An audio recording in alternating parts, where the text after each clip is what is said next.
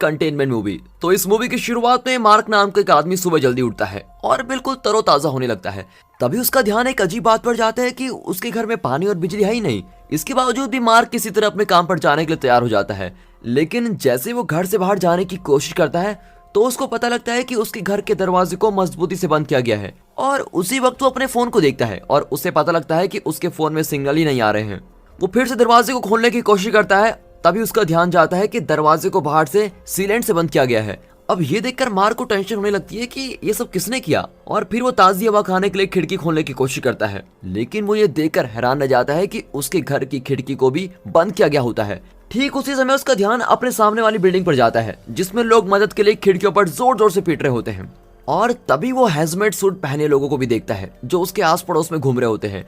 लेकिन mark in सब चीजों को अनदेखा करते हुए एक हथौड़े को उठाता है और दरवाजे को तोड़कर खोलने की कोशिश करता है। लेकिन इसी बीच वो खुद को बुरी तरह से घायल कर देता है। तभी मार्क के कमरे के दूसरी तरफ से कोई दीवार तोड़ता है और उसके कमरे में घुस जाता है। और वहां से उसके घर में एक बिल्कुल ही गर्म दिमाग वाला लड़का जिसका नाम सर्गी है वो और उसके साथ उसका छोटा भाई निको आता है। और फिर सर्गी उसके घर में घुसते ही खिड़कियों को देखता है। लेकिन उसे पता लगता है कि मार्क भी उनकी तरह बिल्डिंग में कैद हो चुका है।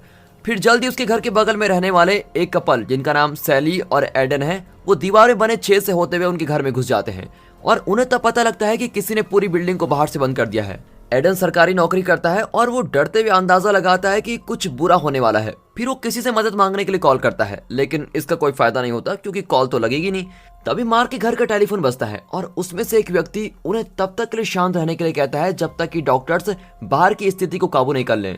अब उस व्यक्ति की ये बात सुनकर वो सभी और भी ज्यादा डर जाते हैं कि ये हो क्या रहा है। बाद में सैली नर्स होने के नाते मार्क के जख्म को साफ करती है और उस पर कुछ टांकी भी लगाती है। इसी बीच वो दोनों थोड़ी देर बात कर रहे होते हैं। तभी अचानक से मार्क को अपने पड़ोस में रहने वाली एक बूढ़ी औरत की याद आती है जिनका नाम एनिड होता है। और वो बिल्कुल समय बर्बाद नहीं करता और सर्गी को अपने घर की दीवार तोड़ने के लिए कहता है और वो बूढ़ी औरत के घर में घुस जाते हैं।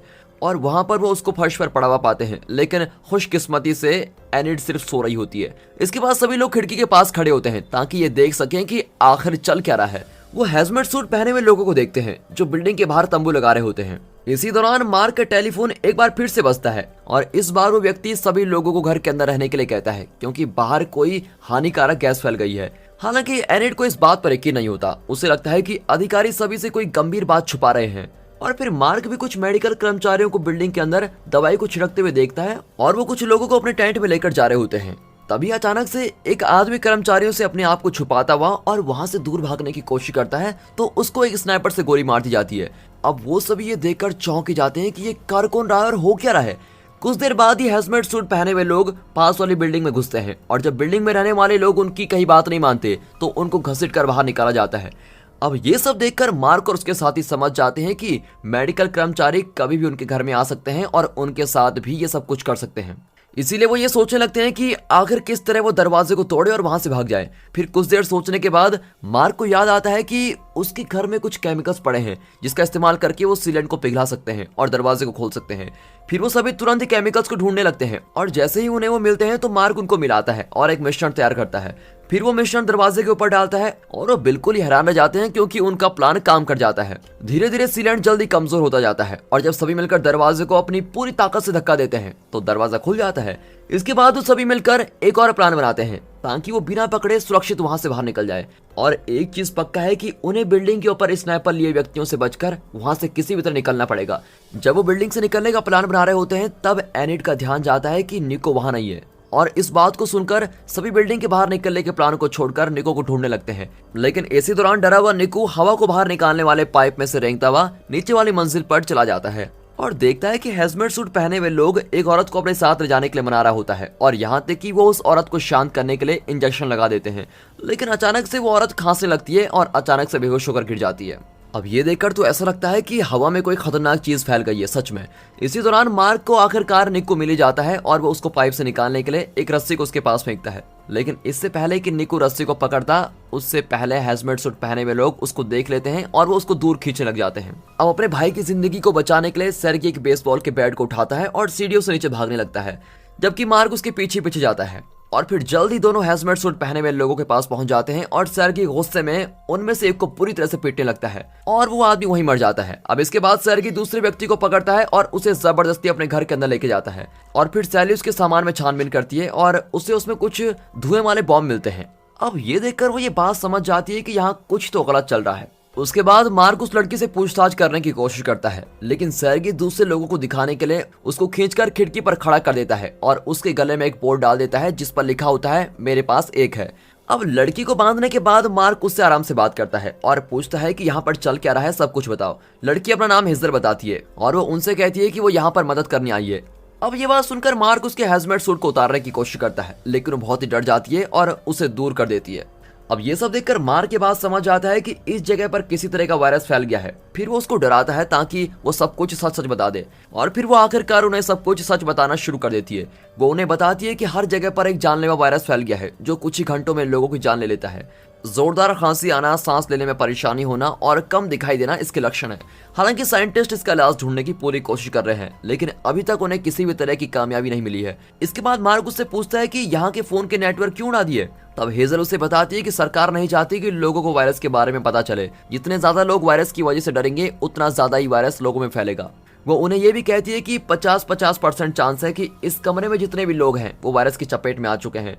अब ये सारी बात सुनकर सर्गी फिर से गुस्सा हो जाता है। वो एक चाकू पकड़ता है और उसके हैजमेट सूट को फाड़ देता है।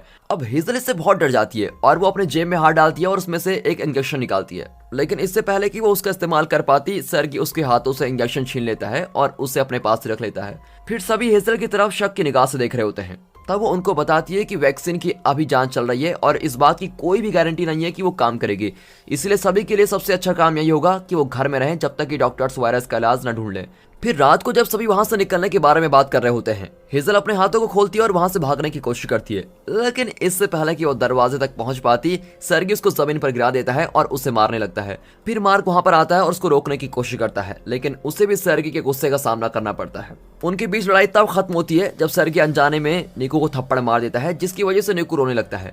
फिर बाद में वो सभी देखते हैं कि गुस्से से भरे लोगों का एक झुंड उनकी बिल्डिंग की तरफ भाग रहा है और ऐसा लगता है कि वो हेजल से ये बात जानने के लिए आ रहे हैं कि यहाँ पर चल क्या रहा है। अब इस वक्त तक सभी हैजमेट सूट पहने हुए लोग या तो मार दिए गए होते हैं या फिर वो भाग चुके होते हैं। अब डरी भी हेजल उनसे कहती है कि वो इस भीड़ को किसी भी तरह से अंदर ना आने दे, क्योंकि उनमें से कोई ना कोई जरूर वायरस की चपेट में आ चुका होगा। अब ये बात सुनकर वो सभी जल्दी से बिल्डिंग के अंदर आने वाले दरवाजे को किसी भारी चीज से बंद कर देते हैं और देखते देखते जल्दी भीड़ वहां आ जाती है और वो दरवाजे को जोर से पीटना शुरू कर देती है। सैली दरवाजे के पास जाती है और उनको शांत करने की कोशिश करती है, लेकिन शांत होने की जगह भीड़ में से एक व्यक्ति उसकी गर्दन पर टूटे हुए कांच से हमला कर देता है। अब ये देखकर सर्गी को बहुत ही गुस्सा आता है और वो धुएं वाले बॉम्ब को उन लोगों पर फेंक देता है और सैली को वहां से घर लेके आता है। अफसोस की बात होती है कि पहले देर हो चुकी होती है और सैली अपना बहुत सा खून कमा चुकी है। भले हेजल उसको बचाने की पूरी कोशिश करती है, लेकिन वो उसको बचा नहीं पाती। अब ये देखकर सब बहुत ही निराश हो जाते हैं, खास करके एडन, जो इस बात से टूटकर अपने कमरे में चला जाता है। फिर बाद में वो सभी मिलकर सैली के शरीर को एक कपड़े से लपेट देते हैं और वो एडन को ढूंढने जाता है, लेकिन वो कहीं भी नहीं मिलता। फिर उन्हें पता चलता है कि वो पहले हैजमेट सूट पहनकर वहां से निकल चुका है और जब वो बाहर पहुंचता है तो वहां रहने वाले लोग उसे मेडिकल कर्मचारी समझ जाते हैं, जिसकी वजह से सभी उसे तुरंत ही घेर लेते हैं। सभी उससे वैक्सीन मांगते हैं और उसे मारने भी लगते हैं। अब उसी वक्त बिल्डिंग के ऊपर स्नाइपर लिए हुए लोग सभी को डराने के लिए जमीन पर एक गोली चलाते हैं, जिसकी वजह से एडन को छोड़कर सभी वहां से भाग जाते हैं। लेकिन दुर्भाग्य से किस्मत खराब होने के कारण भले ही एडन ने हैजमेट सूट पहना था, लेकिन फिर भी स्नाइपर लिए लोग उसको पहचान लेते हैं और उसको गोली मार देते हैं और वो वहीं मर जाता है। और फिर सर्गी बिल्डिंग में आने वाले दरवाजे को देखने जाता है और वो देखता है कि वहां रहने वाले कुछ लोग उनके कमरे की तरफ भाग कर आ रहे होते हैं। अब इसीलिए वो जल्दी से अपने साथियों के पास जाता है और उनसे जितनी जल्दी हो सके उतनी जल्दी वहां से निकलने के लिए कहता है। हालांकि मार्क हेजल को अकेले छोड़कर नहीं जाना चाहता, इसीलिए वो उसके हाथ खोलने की कोशिश करने लगता है, लेकिन इससे पहले कि वो ये कर पाता, गुस्से में सर्गी बेसबॉल बैट से उसके सर पर मारकर उसको बेहोश कर देता है और इसकी वजह से हेजल मुश्किल स्थिति में आ जाती है, जिसमें वो कहीं छुप भी नहीं सकती। फिर कुछ देर बाद मार्क होश में आता है और वो निको और बाकी सभी को ढूंढने के लिए भागता हुआ जाता है। फिर जब वो खिड़की से झांकता है तो उसका ध्यान दो हैजमेट सूट पहने हुए लोगों पर जाता है, जो बिल्डिंग के आसपास जहरीली गैस छोड़ने वाले होते हैं। फिर जल्दी उससे अपने साथी मिल जाते हैं और वो सर्गी को मारने लगता है, क्योंकि उसने पहले उसको मारकर बेहोश किया होता है। वो उसे इतनी बुरी तरह से मारता है कि वो मरने वाला होता है, लेकिन एनिड उसको रोक देती है और उसको शांत करने की कोशिश करती है। तभी उसके बाद जहरीली गैस को हर जगह छोड़ दिया जाता है, जिसकी वजह से वो सभी छत की ओर भागने लगते हैं। उनके रास्ते में मार्क को हेजल का मरा हुआ शरीर दिखाई देता है, जिसकी वजह से वो बहुत ही दुखी होता है। अब इस दौरान बिल्डिंग में बचे हुए लोग सर्गी से मदद मांगते हैं, लेकिन वो उनको पूरी तरह से मारने लगता है। वो उसे तब तक मारता है जब तक कि वहां रहने वाले बाकी लोग उसे झुंड में घेर कर बंदी नहीं बना लेते। सर्गी मार्क की तरफ देखता है और मदद के लिए चिल्लाता है, लेकिन वो कुछ भी नहीं करता और दरवाजा बंद करके छत की ओर भागने लगता है। और कुछ देर संघर्ष करने के बाद मार्क एनिड और निको को लेकर छत पर पहुंच जाता है। अब क्योंकि कुछ दिनों के बाद वो फिर से ताजी हवा में सांस ले रहे होते हैं, इसलिए वो वहीं सोने का फैसला करते हैं। अब अगली सुबह मार्क उठता है और वो बिल्डिंग से बाहर निकलने की तैयारी करने लगता है। हालांकि जब वो बूढ़ी एनिड को उठाने की कोशिश करता है तो वो नहीं उठती और उन्हें ये पता लग जाता है कि वो नींद में ही चल बसी। अब सिर्फ छोटू निको उसके साथ बचा होता है, इसलिए मार्क उसको किसी भी तरह बचाना चाहता है। वो निको से जितनी देर हो सके उतनी देर के लिए आंखें बंद करने के लिए कहता है और वो नाटक करता है जैसे कि वो कोई गेम खेल रहे हो। फिर वो निको को अपनी पीठ पर बैठाता है और उसे सीढ़ियों से नीचे जाने लगता है। रास्ते में मार्क को बहुत सी लाशें मिलती है और वो परेशान हो जाता है, लेकिन वो आगे बढ़ता ही रहता है। फिर आखिरकार वो दोनों बिल्डिंग से बच निकलते हैं। मार्क आसपास मदद के लिए किसी को ढूंढता है, लेकिन वहां पर कोई नहीं होता। यहाँ तक कि डॉक्टर्स के लगाए कैंप भी सुनसान पड़े होते हैं। और अचानक से उसको एक घोषणा सुनाई देती है, जिसमें लोगों को घर के अंदर रहने के लिए कहा जा रहा होता है। अगर डॉक्टर्स के अलावा कोई सड़क पर दिखाई दे तो उसको गिरफ्तार कर लिया जाएगा। ये सुनकर तो मार्क एक हैजमेट सूट पहन लेता है और वो निको के साथ वहां से निकलने लगता है। लेकिन दुर्भाग्य से कुछ मिनट बाद ही सामने वाली बिल्डिंग में से एक आदमी उनके सामने आता है, जो मार्क को डॉक्टर्स का कर्मचारी समझ बैठता है। और वो उससे कहता है कि उसकी पत्नी मर गई क्योंकि वो वायरस की चपेट में आ चुकी थी और सरकारी कर्मचारी उसकी बेटी को भी उठाकर लेके गए हैं। फिर वो निको को पकड़ लेता है और वो उसकी गर्दन पर एक तेज धार वाला कांच रख देता है। अब मार्क उस आदमी को समझाने की पूरी कोशिश करता है कि वो भी एक आम आदमी है, लेकिन वो उसकी एक नहीं सुनता। तभी निको उस आदमी से बचकर भाग जाता है, लेकिन मार्क इतना खुशकिस्मत नहीं होता और वो आदमी मार्क के पेट में कांच मार देता है, जिसकी वजह से वो पूरी तरह घायल हो जाता है। अब घबराया हुआ निको मार्क की मदद करता है और वो दोनों धीरे धीरे वहां से दूर जाने लगते हैं। और उस आदमी को भी अपनी गलती के बारे में पता लग जाता है। अब कुछ देर बाद वो पास के एक पार्क में पहुंचता है और मार्क एक झूले पर बैठ जाता है। फिर वो निको को अपना फोन देता है और उससे कहता है कि जैसे इसमें नेटवर्क आ जाए तो वो कॉल करे। निको इस बात से बेखबर है कि उसका इकलौता दोस्त मर रहा है और वो उसको उठाने की कोशिश करता है, लेकिन मार्क ऐसा दिखाता है जैसे कि वो थक चुका है। वो निको को कहता है कि वो एक छोटी सी नींद लेकर वापस जरूर आएगा।